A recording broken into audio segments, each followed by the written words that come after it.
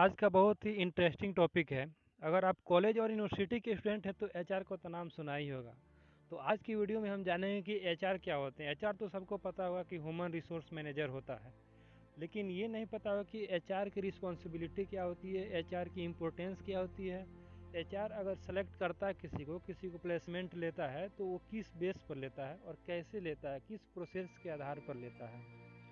तो जैसा कि हम जानते हैं कि एचआर का मतलब गया ह्यूमन रिसोर्स। तो ये भी एक मैनेजर होता है जो ह्यूमन रिसोर्स का मैनेजर होता है। ह्यूमन रिसोर्स मतलब हो गया मानव संसाधन। किसी भी कंपनी में मानव यानी कि वर्कर की ज़रूरत पड़ती है तो उसका सिलेक्शन करने के लिए जो मैनेजर की नियुक्ति किया रहता है उसको हम बोलते हैं एचआर। कॉलेज में हमको तो पता होता है कि एचआर का क्या काम होता है। एचआर आता है, इंटरव्यू लेता है, बच्चों का सेलेक्ट करता है, लेकिन हमको ये नहीं पता होता कि वो कैसे सेलेक्ट करता है, उसका क्या प्रोसेस होता है। अगर आप कभी एचआर बन जाए तो आपको क्या करना पड़ेगा, आपकी क्या रिस्पॉन्सिबिलिटी होगी, तो ये सारी बातें आज हम इस वीडियो में जानेंगे। ह्यूमन रिसोर्स मैनेजमेंट को भी हम स्टाफिंग भी बोलते हैं। स्टाफिंग का मतलब ये स्टाफ की नियुक्ति करना। Same to same human resource management का भी मतलब होता है कि मानव संसाधन की नियुक्ति करना। तो वही मेरा होता है स्टाफिंग। चलिए देख लेते हैं इसका डेफिनेशन क्या होता है। इसका डेफिनेशन है staffing is defined as filling and keeping filled position in the organisation structure. Staffing is defined as filling, इसका मतलब कि स्टाफिंग को हम डिफाइन करते हैं फीलिंग, यानी कि जो भी वैकेंट रहता है, अगर कोई पोजीशन खाली है तो उसकी फीलिंग यानी कि पूर्ति करना, एंड कीपिंग फील्ड और उस पूर्ति को बनाए रखना, position in the organisation structure, उस पोजीशन में उस पूर्ति को बनाए रखने को हम बोलते हैं स्टाफिंग। अगर सिंपल लैंग्वेज में समझे तो एचआर का काम होता है कि प्लेसमेंट लेना। अगर किसी कंपनी में किसी वर्कर की कमी है तो प्लेसमेंट लेकर उसकी कमी की पूर्ति करना, और अगर कोई रिजाइन करता है तो उसकी पूर्ति करना और उस पोजीशन को बनाए रखना हमारा बोलता है स्टाफिंग। चलिए देख लेते हैं कि ह्यूमन रिसोर्स मैनेजमेंट का इम्पोर्टेंस क्या होता है। सबसे पहला इंक्रीज एम्प्लॉय। एम्प्लॉय मतलब हो गया कर्मचारी। कर्मचारी को बढ़ाने की प्रक्रिया होती है इसमें, मतलब कि कर्मचारी का सिलेक्शन होता है, तो इसमें कर्मचारी को बढ़ाया जाता है। दूसरा है मेरा technology innovation. As we know that कि हमेशा टेक्नोलॉजी बढ़ते रहता है, day by day technology change होते रहता है। तो जो ह्यूमन होते हैं तो उनके अंदर टेक्नोलॉजी लाने की ज़रूरत होती है। जो टेक्निकल पर्सन होता है उनको लाने का काम होता है। तो इसका भी एक महत्वपूर्ण भूमिका होता है कि टेक्निकल पर्सन को ऑर्गेनाइजेशन में लाना। तो ये मेरा एचआर का काम होता है। तीसरा मेरा changing in employ role. Employ role मतलब कि हमेशा तो कोई वर्कर शुरू स्टार्टिंग से काम कर रहा होता है तो उसका पोजीशन चेंज होता ही रहता है, तो उसके रोल को, उसकी रिस्पॉन्सिबिलिटी को चेंज करना होता है, क्योंकि वो ओल्ड पर्सन हो गया रहता है तो उसको एक्सपीरियंस हो गया रहता है, तो उसको आगे का पोजीशन दिया रहता है, पोजीशन दिया जाना चाहिए। तो ये काम होता है मेरा ह्यूमन रिसोर्स मैनेजर का। चौथा मेरा widening the function of management. जैसे कि हम जानते हैं कि कोई भी ऑर्गेनाइजेशन डे बाई डे बढ़ता है, तो जब बढ़ता है तो मेरे एम्प्लॉय की ज़रूरत पड़ेगी। तो जब एम्प्लॉय की ज़रूरत पड़ेगी तो मेरा एचआर जाएगा ही प्लेसमेंट करने के लिए। तो यहाँ पे वाइडनिंग ऑफ फंक्शन मतलब कि इसको वाइड किया जाता है। मैनेजमेंट का अगर व्यवस्था को बढ़ाना है तो एम्प्लॉय को बढ़ाना भी पड़ता है, तो ये काम होता है एचआर का।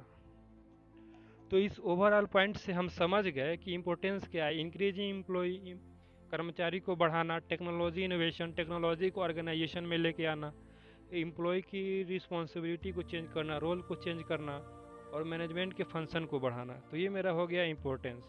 चलिए देख लेते हैं इसका इम्पोर्टेंस यानी कि स्कोप क्या होता है। पहला है ह्यूमन रिसोर्स प्लानिंग। तो जो भी एचआर होता है तो उसकी क्या रिस्पॉन्सिबिलिटी होती है, वो जब सिलेक्शन करता है, जब उसको सिलेक्शन करना होता है तो कुछ पॉइंट की ज़रूरत पड़ती है जिसके बेस पर वो सिलेक्शन करता है। सबसे पहला ह्यूमन रिसोर्स प्लानिंग। तो सबसे पहले वो ऑर्गेनाइजेशन में देखता है कि कितना वैकेंट है, कितना हमको वर्कर्स चाहिए, इन सारी बातों को एनालाइज करता है। वैकेंट को एनालाइज करने के बाद से क्या काम करता है।